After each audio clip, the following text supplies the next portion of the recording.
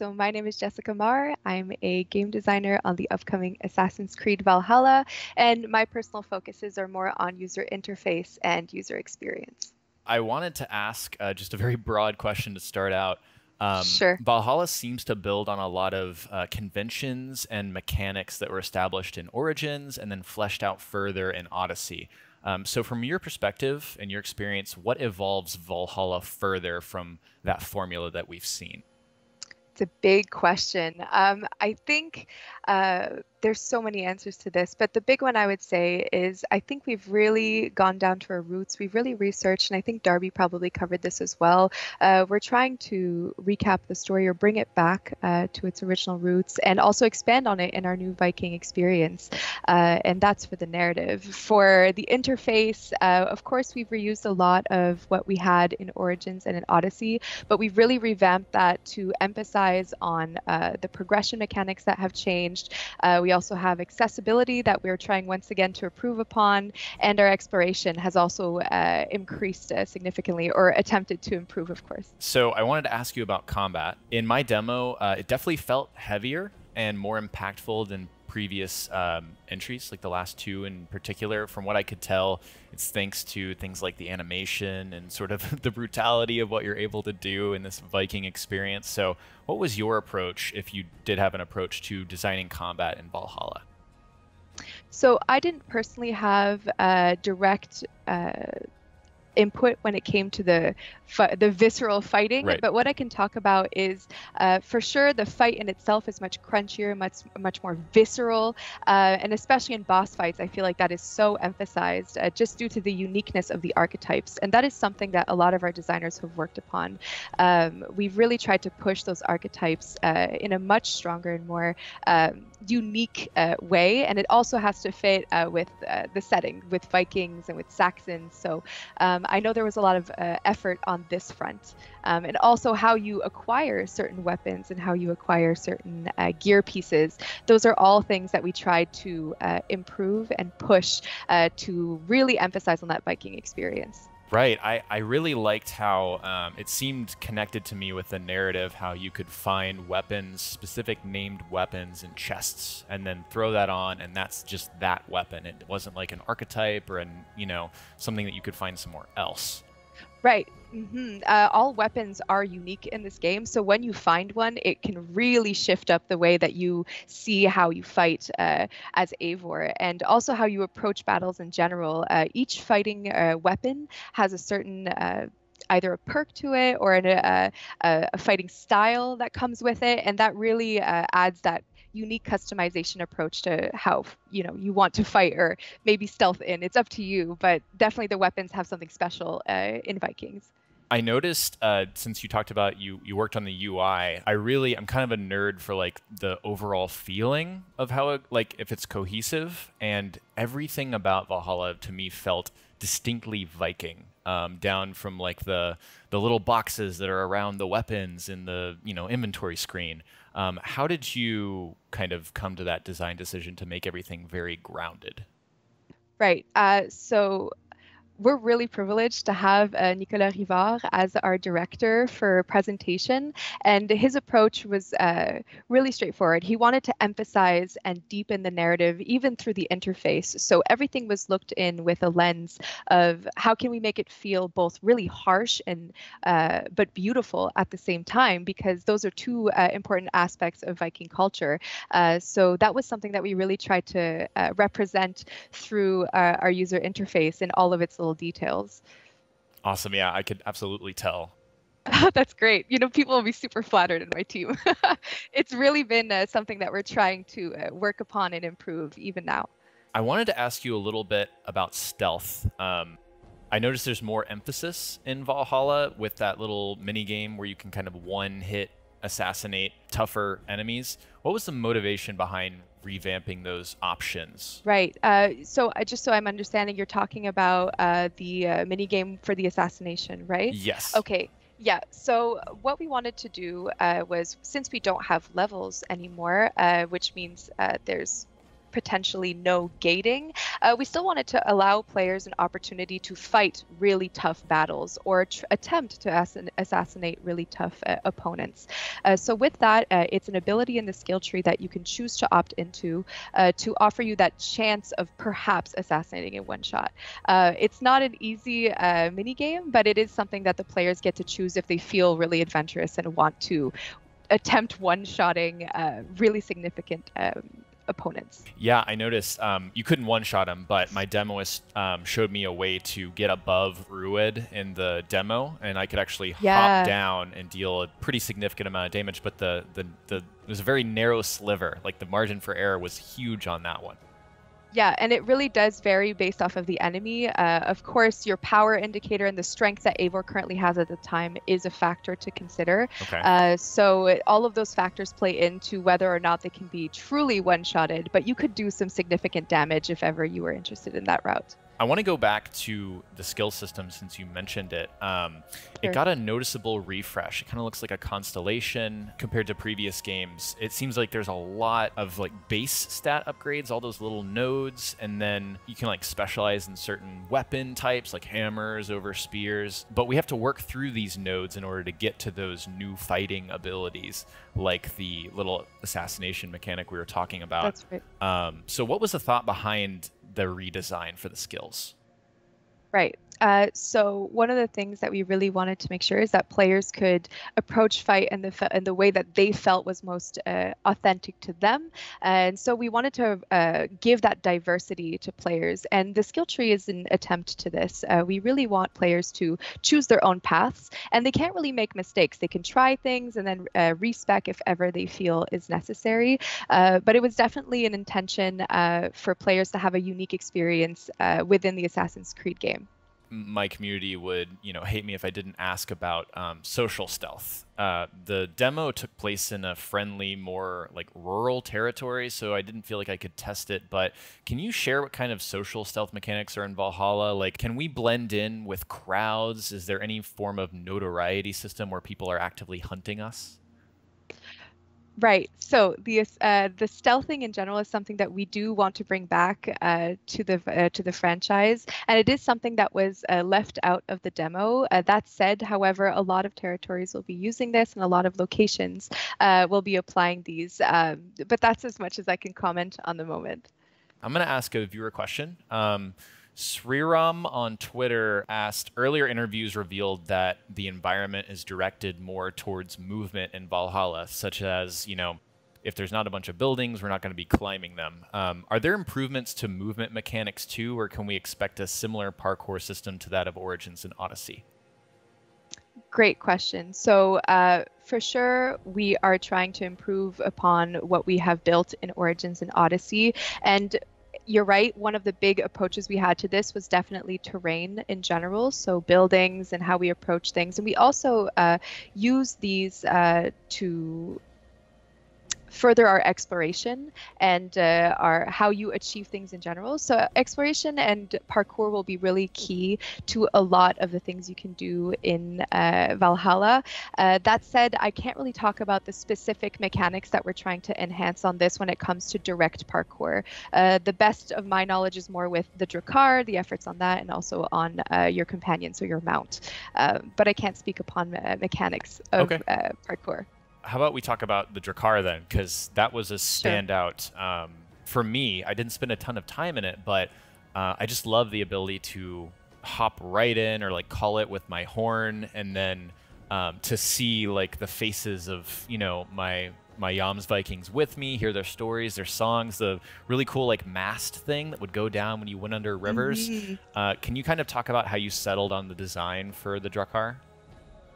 Sure. So, of course, Drakkars were really integral to the Viking experience and, of course, to the culture. So we wanted to create something that felt really authentic. And I wasn't personally there, but I do know that our directors went and traveled to Norway and went on Drakars. And when they came back, they really gave us that clear guideline of, we want to recreate that experience. So, of course, through telling stories on the ship, through the logic of lowering the mast, and also using it to start in raids, these are all things that we felt were key components to that fantasy of the Drakar. And, of course, mechanically, it brings you to places in the fastest, most efficient way. So it was definitely a mix between function and fantasy on this one. And I'm really happy that you enjoyed the experience. It was awesome. I was actually just talking to Darby, and he was telling me that he was going to try to play the game without fast travel because he loved the design of the Drakar and felt, all the stories and songs were worth listening to, which is what I felt while I was playing. Oh, 100%. Even for myself, like when I'm on my Drakar, or even when I'm thinking, oh, I have to go quite a distance in the game, I keep thinking to myself, I could fast travel, but there's that one story I haven't heard yet, or there's that one song I haven't heard. So for me, it really adds that role-playing element and understanding also the culture and how they told stories. And those are some of the biggest skills Vikings had, was storytelling and sharing tales and sagas. So the Drakar is really an experience for that one in particular. Since you mentioned RPG, I wanted to ask you about kind of a very specific question, the weapon and armor upgrade systems. You have like different tiers of weapons that you can upgrade, like from feign all the way to mythical, and then you have different upgrade levels within those tiers. It's like from 1 to 10. Can you dive into these systems and share kind of the motivation behind that? Yeah, so the key intention behind allowing such flexible, I guess, enhancing and upgrading was for players, if they fell in love with a weapon, say you love an axe that you got at the very beginning of the experience, we want you to be able to carry that axe until the end and for it still to be viable. So that was quite an ambitious objective we had. And also with the idea that all the weapons are unique, we wanted to make sure that people felt like that they had to put energy, love, and care into getting to know the weapon, both in combat, but also outside of it, so enhancing it and improving it. And those were the key intentions behind the progression system when it comes to enhancing and upgrading gear. In terms of size and scope, how would you compare Valhalla to previous games? Is it bigger or smaller? Is there a focus more on depth or breadth of the experience? Ooh, I must say I've never thought of it in terms of runtime. I do know, however, I think Darby or Ash had shared this, that we did understand quite a lot of feedback from previous entries, and our games are always quite large. It's a tradition at this point. But I think what we wanted to focus on in Valhalla was depth, and I think you mentioned it in the question. We want everything to feel significant, feel impactful. So though it will be a hearty game and lots of stories to tell and lots of adventures to go in, we did focus on depth above all and making every interaction meaningful. I have another viewer question from Balin on YouTube. Do you plan to give us repeatable defend and attack missions around fortresses and raids after players finish everything the game has to offer? That's an interesting question. I can't say I can answer directly. The post-launch topics are not something I can discuss, but what I can say is the world has so many opportunities. We've really made sure that exploration felt deep and rich. So even just completing that would take quite a long time. So I don't think at the current moment it's possible to think there's not enough to do in the world. It's really deep, and there's been a lot of work from the devs to make sure of that. From Shaheen on YouTube, will there be a deep trading and economy system akin to something like the Homestead in Assassin's Creed 3 or Kenway's Fleet from Assassin's Creed 4? Ooh, I personally am less knowledgeable when it comes to the designs in previous entries, especially with trade. It's so specific. But what I can say is that we do plan to have a trading system, and we have some interesting concepts with that.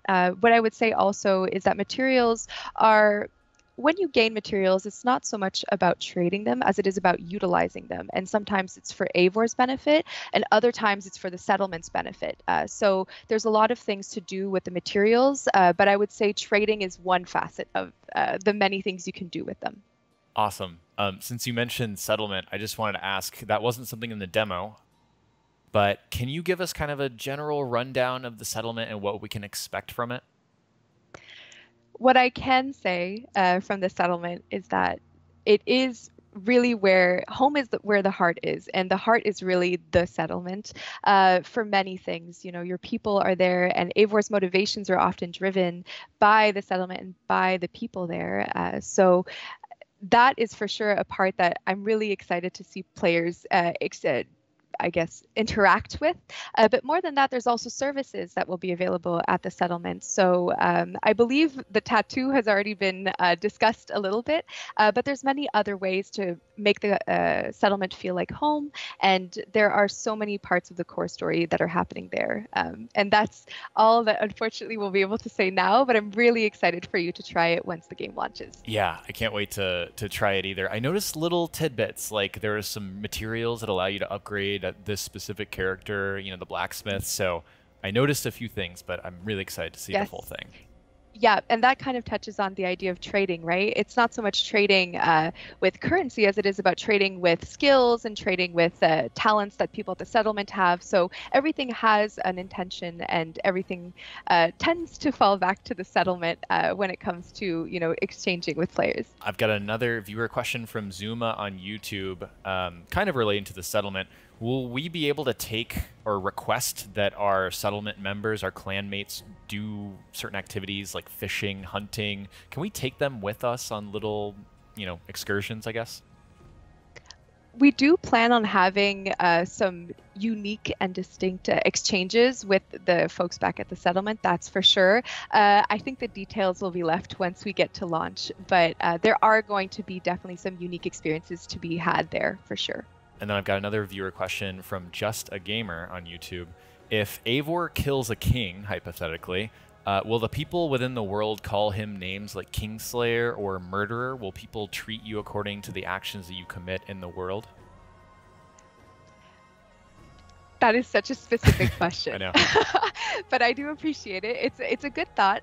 So one thing's for sure is that Eivor's actions, either through violence or through conversation, will impact the world or the setting around you. So I don't know if people will be immediately calling them Kingslayer, but there are certainly impacts to Eivor's choices in the game, and they can vary in significance. But there are some harsh decisions, and I'm excited for players to see the repercussions that Eivor and the community will be getting from those choices. I wanted to ask another question. This might be combat related, so feel free to tell me if you can't answer it. Sure.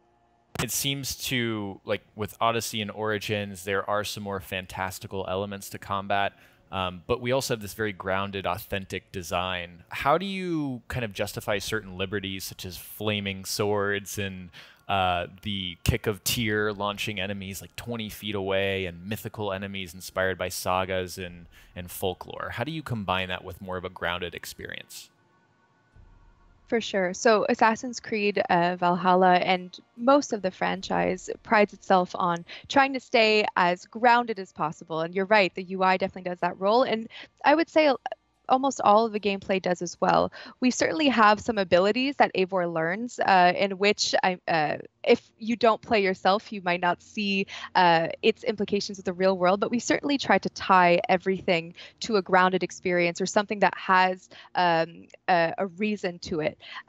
Now, there's always those exceptions, but that said, we do certainly attempt and pride ourselves on grounded combat, and so there won't be that much magic. And if there is, then it might be tied to the narrative, but it's certainly not something that we are pushing towards, or there isn't going to be like her shooting flames out of her palms. Okay. Like that's not ever going to happen. So Gotcha.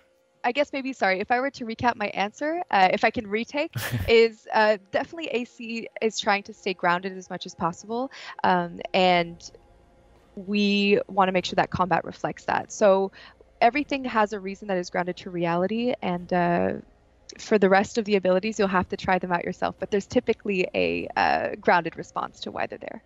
What is your single most exciting thing for players to experience that you worked on that you're directly responsible for, if you can tell us? Sure. So it's a good question. I would say I think the feature I pride myself most of having been part of is unfortunately not in the demo. It is something at the settlement, however, and it is core to Eivor's and the settlement's pursuit in safety for their clan and also in thriving.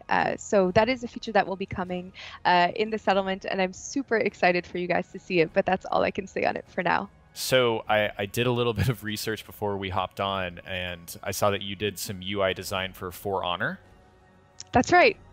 What kind of lessons did you bring from that experience to Valhalla? Ooh, very interesting question. There's a lot of things, I guess, in nature you could compare, but what I would say is the experiences are extremely different. One thing that Assassin's Creed has really allowed is for us to tell stories of just Vikings, in this case for the user interface and the user experience. So this is something I got to really push forward with, and also the idea of having personal shops or personal events or opportunities in the world. Those are all things that are unique to Valhalla that I've been really able to pursue deeply with the experience I got. That's right. I really like the UI in For Honor. I always appreciate a very slick presentation, like I mentioned before, and I could definitely feel that in that game as well. Mm-hmm. That's about it for my formal questions. I just want to ask, Awesome. how you're feeling about a bunch of stuff is about to be revealed for your game. How does that make you feel? Oh my gosh, so exciting. I think when things get released about a game, you've put so much energy, time, and passion into, and this is something that the whole team has felt.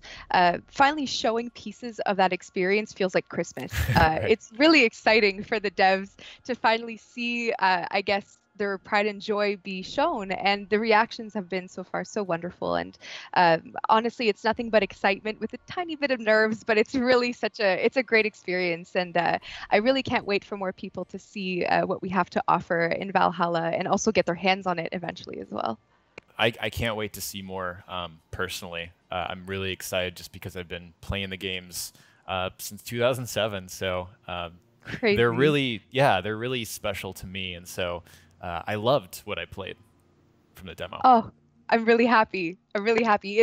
Informally, I'm very excited. I'm so happy that you enjoyed the experience, because it is something that we put a lot of time and effort to, and having your hands on it, I find it really confirms the idea of visceral combat. It really confirms the idea of the world as an opportunity. And so I'm really excited for other people to get their hands on it. And I'm so happy that you enjoyed the experience. Awesome. Well, thank you so much for your time. I really appreciate you answering all those questions, and congrats on this next reveal and for the release of the game.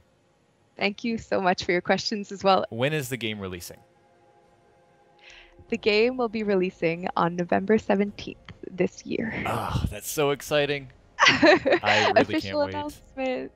Me too. I'm so excited to get it into players' hands, and I'm really looking forward to people really living that Viking experience along with us and seeing what we have in store for Eivor and her clan. Awesome. Awesome. Thank you so much. Thank you. Thank you. Whew. Huge thanks to Ubisoft's PR creator team for giving me this opportunity, and to Jessica Maher for the awesome interview. I'm cranking away at more Valhalla content, and I should have an in-depth look at combat ready to upload in the next few days, so make sure to subscribe and stay tuned.